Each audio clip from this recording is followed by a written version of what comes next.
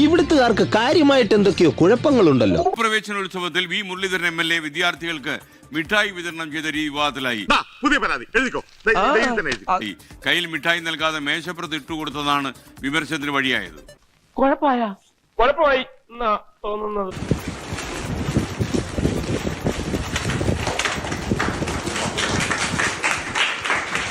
അയ്യേ, അയാൾ അത്രക്കാരനാണോ?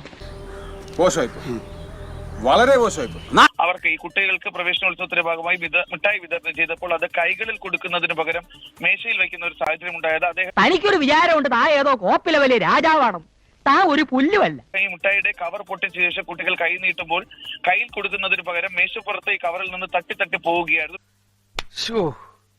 കഷ്ടം. നിന്നെപ്പോലുള്ള യൂസ്ലെസ്സുകളാ രാഷ്ട്രീയത്തിന്റെ മാന്യത കളഞ്ഞത്, മനസ്സിലായോ? പിന്നീട് ഈ ദൃശ്യങ്ങൾ വൈറലായതോടു കൂടിയാണ് MLA-ക്കെതിരെ വലിയ രീതിയിലുള്ള ഒരു വിമർശനം സാമൂഹ്യ മാധ്യമങ്ങളിൽ ഉയരുകയും ചെയ്ത.